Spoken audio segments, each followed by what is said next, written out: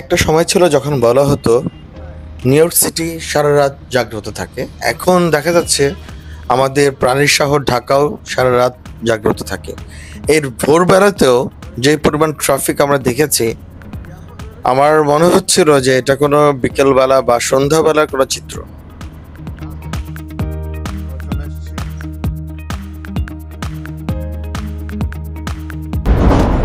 Already আমরা চলে এসেছি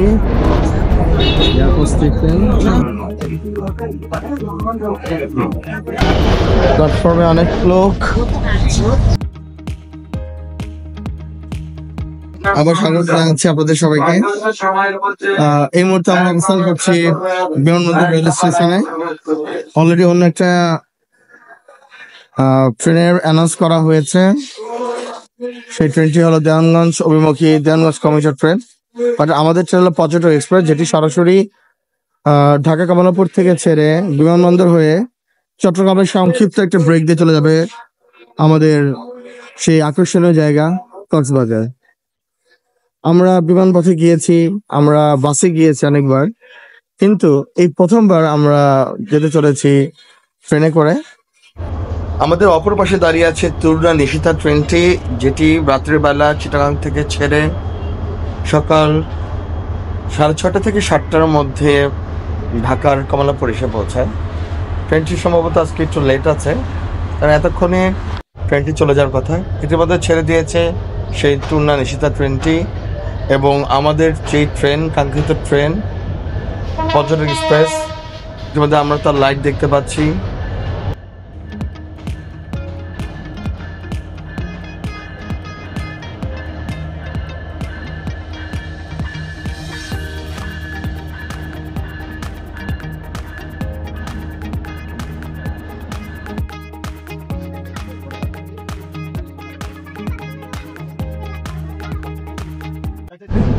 অলরেডি আমরা এখন ট্রেনের ভিতরে আছি, যদিও গ্লাসটার মধ্যে অনেক স্পট, যার কারণে হয়তো ভিডিও ক্লিয়ার আসবে না, বাট এরপরেও দেখানোর চেষ্টা আর কি।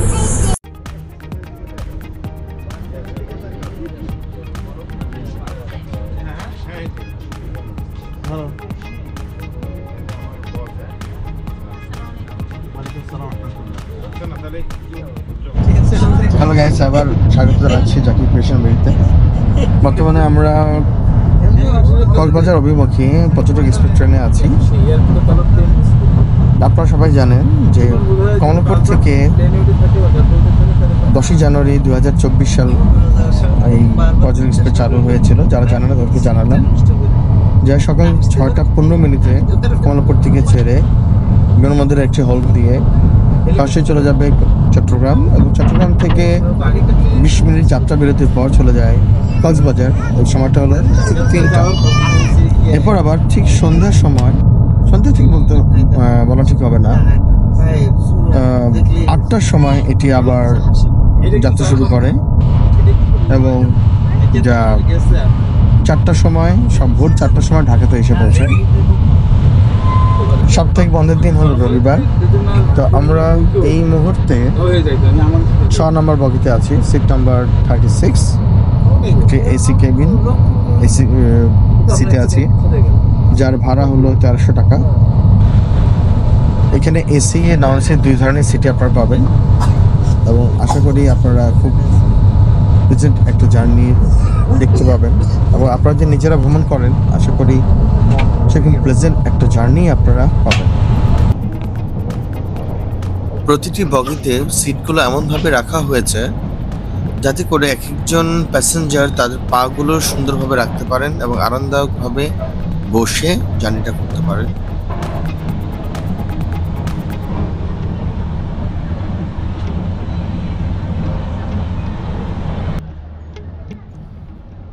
পর্যটক এক্সপ্রেস ট্রেনটির প্রত্যেকটি জানালা বেশ চওড়া, আপনারা দেখতে পাচ্ছেন, এবং ভিতরে বসে বাইরের দৃশ্য দেখার জন্য উইন্ডোটি ক্লিয়ার থাকতো তাহলে অনেক বেশি ভালো হতো।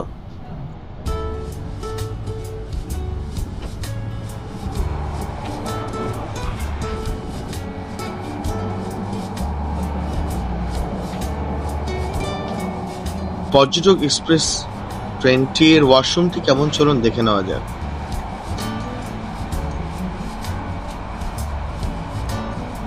বগিতে রয়েছে ছোট একটি বেসিন, মিরর বা আয়না, টয়লেট টিস্যু আছে, আর এটি ইংলিশ কামোড এবং এটা ভ্যাকুয়াম সিস্টেমে এটা ক্লিন করা হয়।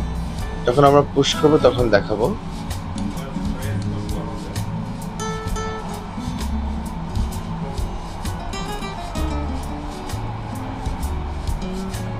এই যে গ্রিন বাটনটি দেখছেন, এটি মূলত ফ্ল্যাশ। যখন আমরা এই গ্রিন বাটনে চাপ দেব তখন অটোমেটিক্যালি ভ্যাকুয়াম হয়ে যাবে এই জায়গাটা।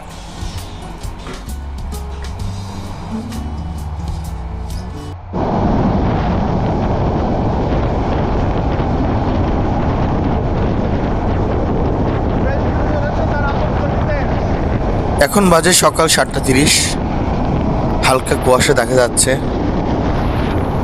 এবং এই অল্প সময়ের মধ্যেই কিন্তু আমরা ভৈরবের কাছাকাছি চলে এসেছি।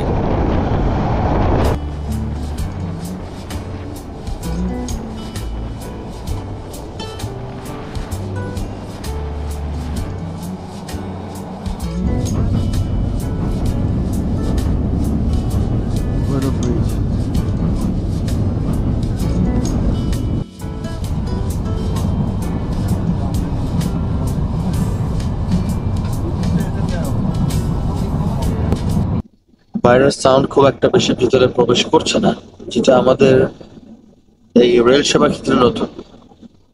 আমরা আগে যখন ট্রেনে ভ্রমণ করতাম, ট্রেনের ভিতরে একটা বাজে নয়েজ থাকতো, সেই নয়েজটা কিন্তু এই ট্রেনের ক্ষেত্রে অনেক কম, অনেক অনেক কম।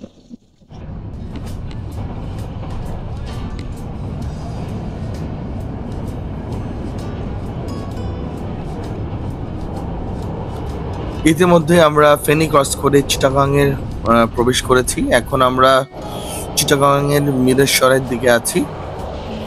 ছোট ছোট পাহাড় দেখা যাচ্ছে, সামনে আরো বড় পাহাড় আমরা দেখতে পাবো। আর বেশি সময় হয়তো লাগবে না আমাদের চিটাগাং পৌঁছাতে।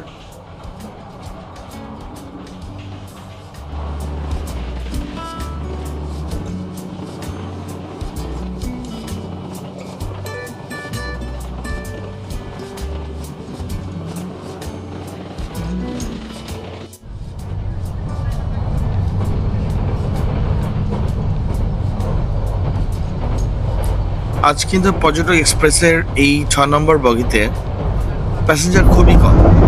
আমরা টোটাল 20 থেকে 25 জন প্যাসেঞ্জার আজকে জার্নি করছি। আমরা ইতিমধ্যে চট্টগ্রামে পৌঁছে গিয়েছি, আর অল্প কিছু সময়ের মধ্যে চট্টগ্রামে এই ট্রেনটি হল্ট করবে।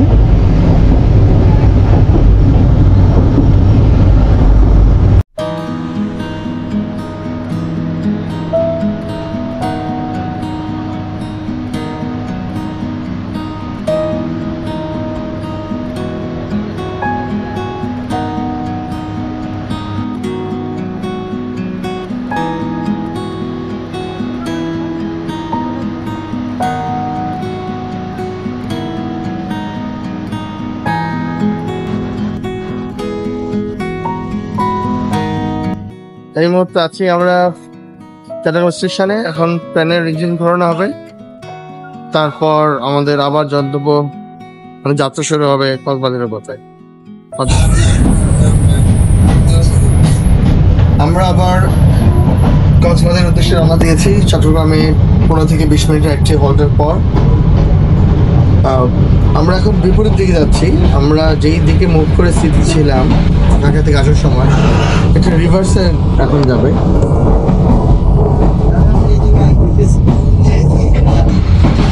এই পথটা আমার জন্য এবারই প্রথম। এর আগে অনেকবারই ঢাকা থেকে চিটাগাং এসেছি ট্রেনে করে, চিটাগাং থেকে ট্রেনে করে ঢাকা গিয়েছি, বাট দিস টাইম আমার নতুন একটা অভিজ্ঞতা হতে চলেছে।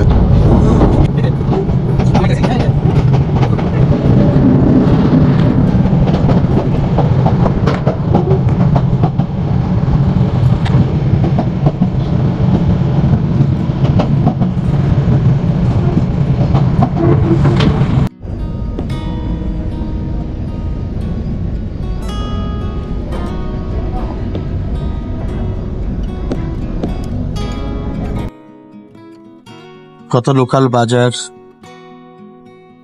এগুলো পাড়ি দিয়ে আমরা এখন যাচ্ছি কালুরহাট ব্রিজের দিকে। মূলত কালুরহাট ব্রিজ পার হয়ে দোহাজারি হয়ে এই ট্রেনটি চলে যাবে কক্সবাজারের দিকে। আগে দোহাজারি পর্যন্ত ট্রেন লাইন ছিল, যেখানে হয়তো লোকাল ট্রেন এবং দু একটি কন্টেনার যেত, তেলবাহী কন্টেনার যে গাড়িগুলো ছিল। কিন্তু বর্তমান সরকারের উদ্যোগের পর 2009 সালের পর থেকে এর কাজ শুরু হয় এবং গত বছর শেষের দিকে কক্সবাজার ঢাকা রুটের ট্রেন যোগাযোগ শুরু হয়। মাঝখানে কিছু প্রতিবন্ধকতা ছিল, সঠিক সময় উদ্বোধন করতে পারেনি, বাট এরপরেও আমরা সফলতার মুখ দেখেছি। আমরা যাচ্ছি কক্সবাজারের পথে।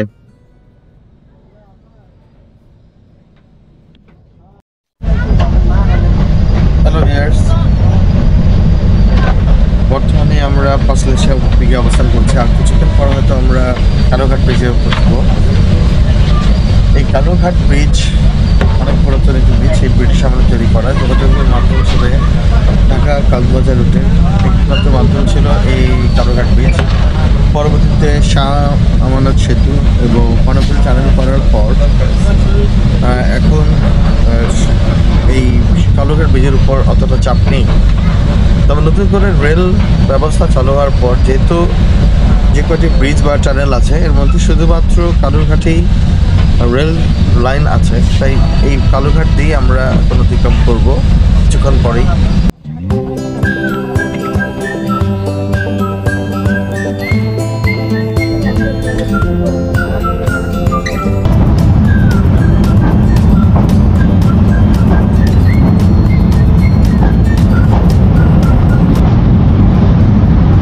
বর্তমানে আমরা কালুরঘাট ব্রিজের উপর।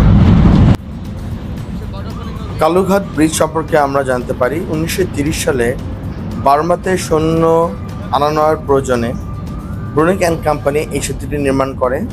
মূলত এটি ছিল একটি ট্রেন চলাচলের জন্য 700 গজ দীর্ঘ একটি সেতু।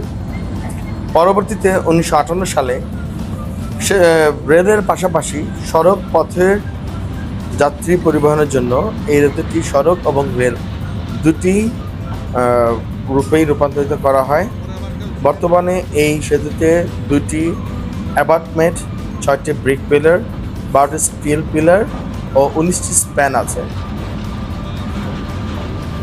তৎকালীন সময়ে কর্ণফুলী নদীতে কালু মাঝি নামে এক ব্যক্তি ছিলেন, যিনি নদীর এই পার থেকে ওপারে যাত্রী আনা নেওয়া করতেন, পাশাপাশি জেলেদের সর্দার ছিলেন। যখন ব্রিজটি করার পরিকল্পনা গ্রহণ করা হয় তখন তিনি এই বিরোধিতা করেছিলেন।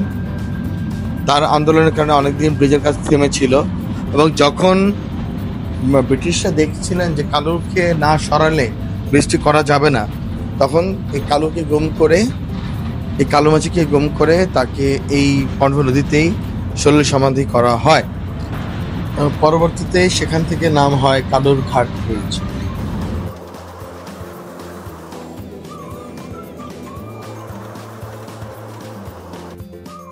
অবশেষে আমরা পার হয়ে গেলাম ব্রিটিশ আমলে তৈরি করা কালুরঘাট ব্রিজ, যা এক সময় ছিল কক্সবাজার থেকে ঢাকা যাওয়ার একমাত্র ব্রিজ, যে ব্রিজের উপর দিয়ে পার হতে হতো এই কর্ণফুলী নদী। বর্তমানে টানেল বা শাহমানের সেতু থাকলেও এই ব্রিজের মাহাত্ম্য কিন্তু অনেক অনেক গৌরবের সাক্ষী এই ব্রিজটি। এবং এই কালুরঘাটে পাশে রয়েছে সেই বেতার কেন্দ্র।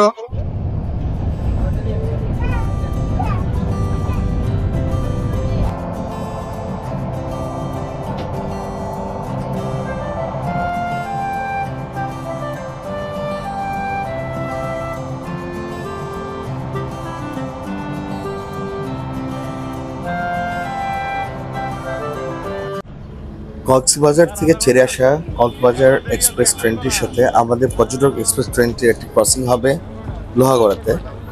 যেহেতু আমাদের ট্রেনটি অলরেডি লোহাগড়াতে এসে পৌঁছেছে, তা আমরা হোল্ড করছি, অপেক্ষা করছি সেই ট্রেনটির জন্য। কক্সবাজার এক্সপ্রেসটি চলে যাবে, তখন আমরা আবার রওনা দেব কক্সবাজারের উদ্দেশ্যে।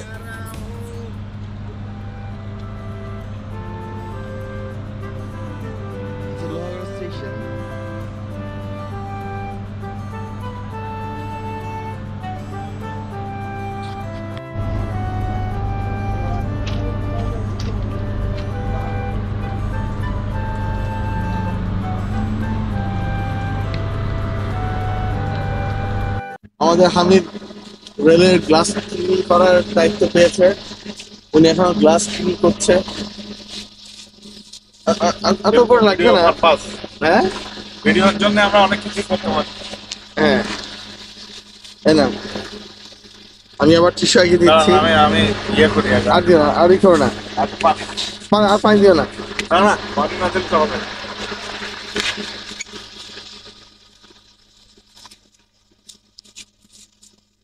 এই স্যার, এই স্যারটা না লাগবে না, লাগবে না, লাগবে না বলতেছি। এটা হবে না তো, হবে হবে, স্পটটা থেকে গেছে। পর থাকবে। এখানে দাঁড়াবেন, লোহাগাড়া সবসময় দাঁড়াবেন। ট্রেনটা কি, কোন ট্রেন আসছে এখন? কক্সবাজার এক্সপ্রেস আচ্ছা, জানুয়ারি 10 তারিখ গিয়ে জয়েন করেছি। মানে যেদিন থেকে চালু হয়েছে। তারপর কি করছেন মানে এর আগে কি করতেন? এর আগে কিছু করি নাই, ফার্স্ট টাইম। First time? তো যে ফার্স্ট টাইম জব করছো, কেমন লাগছে, অভিজ্ঞতা কেমন? Committee employee. ভালো, আলহামদুলিল্লাহ। আচ্ছা, তোমার নামটা কি? সুমাইয়া। সুমাইয়া। আর কুলসুম। কুলসুম, যাক। এই সেক্টরে তোমরাই মনে হয় প্রথম। জি জি। যাক। লেখাপড়া কত থেকে করেছো? Honours first year. First year. Continue করছো? কোথা থেকে? কুমিল্লা। ঢাকা কোথায়? বাজারপুর। কাজ করো, কি করো, সুন্দরভাবে কাজগুলো করো, সেবা দিতে এসছে, সেবা দাও। তোমাদের জন্য অনেক দোয়া থাকবে, শুভেচ্ছা থাকবে। হ্যাঁ,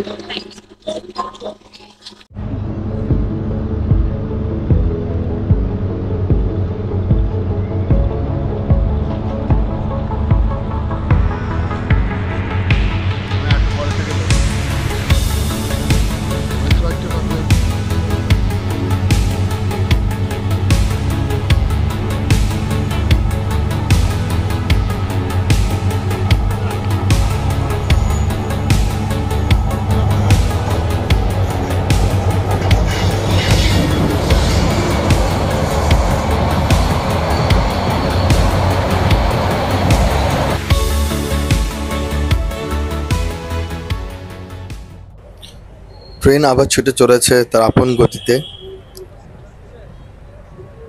পাহাড়, বন, মেঠোপথ সব কিছুকে দূরে সরিয়ে কক্সবাজারের পথে। আমরা বেশ কিছুক্ষণ হল্টে থাকার পর, আপনি জানেন যে আমরা লোহাগড়া অনেকক্ষণ হল্টে ছিলাম, এখন আমরা আবার রওনা দিয়েছি। এখনকার পরিবেশটা কিন্তু একটু অন্যরকম।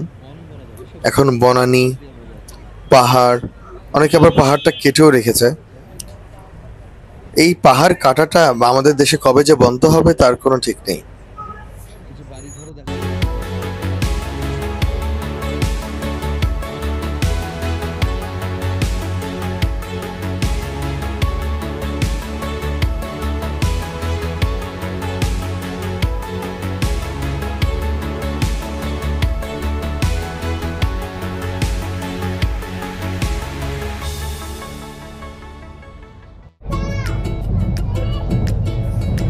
অনেকগুলো রেল স্টেশনের কাজ এখনো সম্পন্ন হয়নি, যেগুলো কাজ দ্রুত সময়ের মধ্যে সম্পন্ন করার চেষ্টা করা হচ্ছে।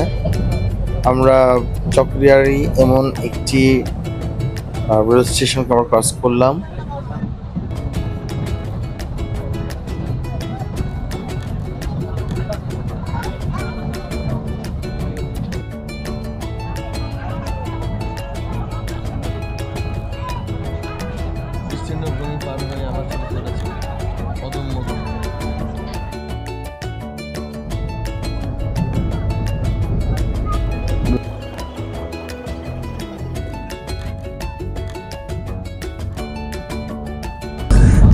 এখানকার প্রত্যেকটা স্টেশনের গঠন একই রকম,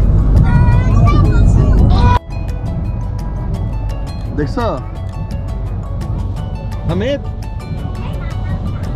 ওই উইন্ডমিল দেখো, উইন্ডমিল গুলা। ভিউয়ার্স, আপনারা দেখতে পাচ্ছেন লবণ চাষ প্রকল্প, যেখানে সূর্যের তাপে সমুদ্র পানিকে শুকিয়ে লবণ তৈরি করা হচ্ছে।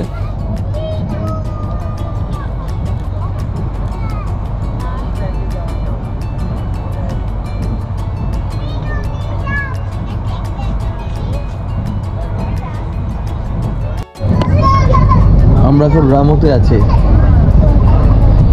রামু স্টেশন। সম্ভবত রামু স্টেশনের পরেই কক্সেস বাজার।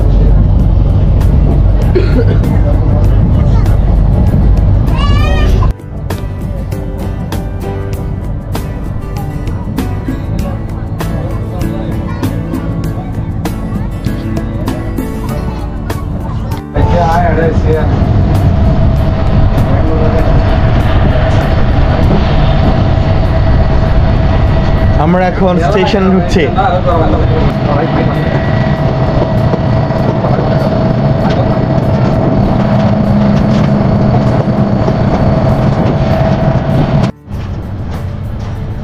আর একটু পর আমরা পৌঁছে যাব আমাদের কাঙ্ক্ষিত স্টেশন, কক্সবাজারের নতুন তৈরি স্টেশনটি, যেটি দেখার জন্য আমরা সবাই মুখিয়ে আছি, কারণ এটাই আমাদের ছিল প্রথম জার্নি ট্রেনে করে ঢাকা টু কক্সবাজার।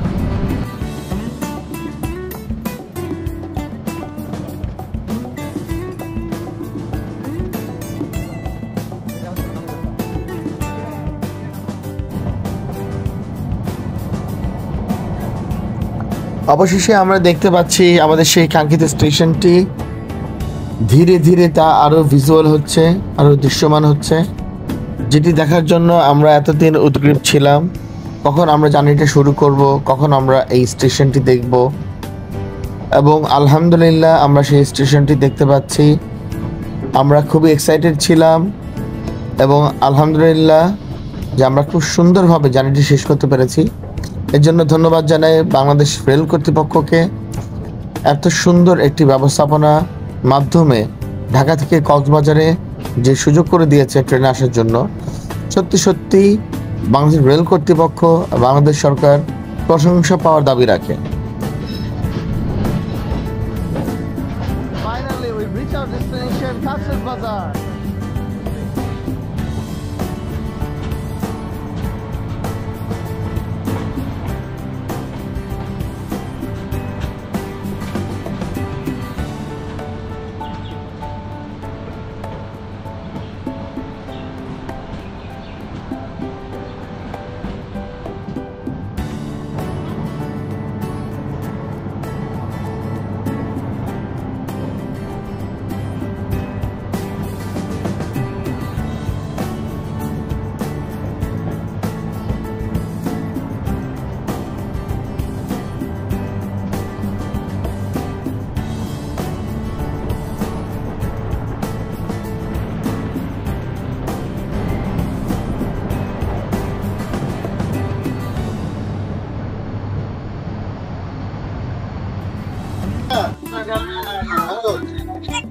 অনুভূতি কেমন হেলাল? অনুভূতি অনেক ভালো। কক্সবাজার নামার পরে আমাকে অন্যরকম একটা লাগছে, মানে অন্য জগতে চলে আসছি, অন্য জগতে, দেশের বাইরে চলে আসলাম। ভ্রমণ ছাড়া সম্ভব না। কোনটা উপর? উপর মানে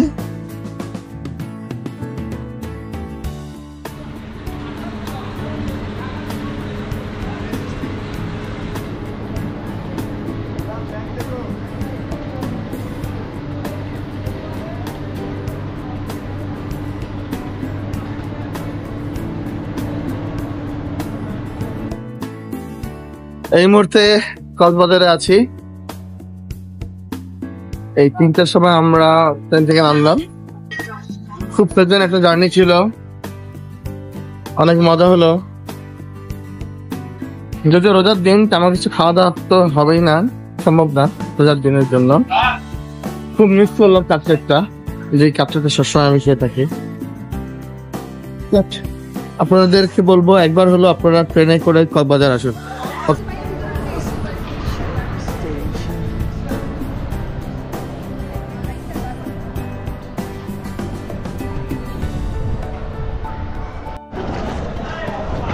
এনিওয়ে, এখন আমরা বের হচ্ছি, আবার দেখা হবে, অবশ্যই দেখা হবে। ওকে, আল্লাহ হাফেজ।